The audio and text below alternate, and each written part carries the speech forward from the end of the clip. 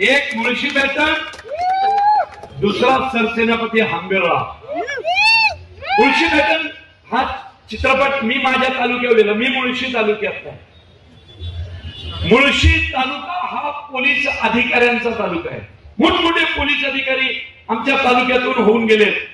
मुरलीधर मोहळां सरकार कॅबिनेट मंत्री, केंद्रीय मंत्री हा आमच्या तालुक्यात आहे. मामासाहेब मोळ ज्यांनी महाराष्ट्र केसरी सुरू केली ती आमच्या तालुक्याची आहे.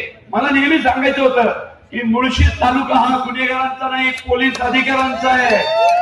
मुळशी तालुका हा मुरलीधर मोहळांचा आहे.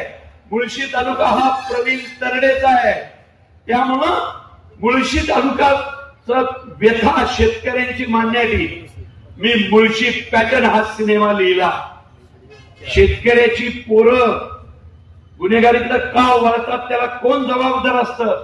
पहिलंच वाक्य बोललो तो की insensitive and brutal approach towards development by politician is a real misery for farmers in India. हे मी ओरडून ओरडून सांगितलं होतं त्या चित्रपटाच्या माध्यमातून. त्यामुळे त्या चित्रपटातला एकच डायलॉग लक्षात ठेवा, एकच, शेती इकायची नसते, शेती राखायची असते. त्यामुळे हा डायलॉग कळावा म्हणून तो सिनेमा लिहिलेला आहे. आणि आता सरसेनापती हंबीरराव मधला डायलॉग, ज्यावेळी धर्मवीर छत्रपती संभाजी महाराज आणि सरसेनापती हंबीरराव मोहिते गोंड्याच्या किल्ल्यावरती आतमध्ये अडकलेले असतात, फक्त 200 मराठी, आणि नुकताच झालेला स्वराज्याचा राजा धर्मवीर छत्रपती संभाजी महाराज आणि सगळे सैन्य पोर्तुगीजांच्या तावडीत सापडतायत की काय, काही होऊ शकलं असतं तिथं.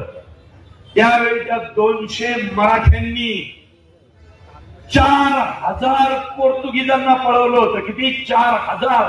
आपले बापजादे काय ताकदीचे असतील लक्षात ठेवा. आपल्या प्रत्येकाचा बापजादा त्या लढाईत लढलेला आहे. इथं उपस्थित असलेल्या 30,000 पोरांच्या घरातला कोण ना कोणतरी शिवाजी महाराजांच्या सैन्यात लढलेला आहे. त्या लढलेल्या प्रत्येकाला हा डायलॉग समर्पित आहे. त्यावेळी हंबीरराव मोहिते म्हणाले होते, म्हणजे मी ते काय म्हणाले असतील त्याचा संवाद मी लिहिला होता. कशात? सिनेमामध्ये. माझे संवाद डायलॉग सगळ्यांनाच आवडतात. की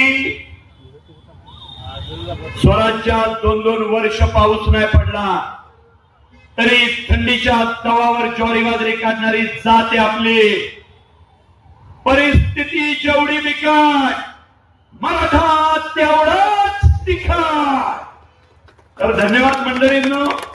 लवकरच माझा देऊळबंद भाग 2, आता परीक्षा देवाची, हा चित्रपट येतोय.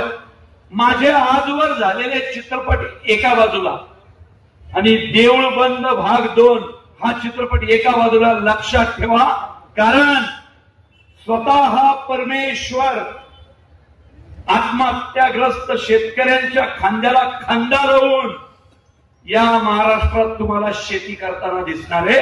म्हणून तो चित्रपट महाराष्ट्रासाठी खूप महत्वाचा आहे. धन्यवाद मंडळींनो. जय महाराष्ट्र. धन्यवाद सर. आज निश्चितच सांगलीकरांचं ऊर भरून आलेलं आहे सर.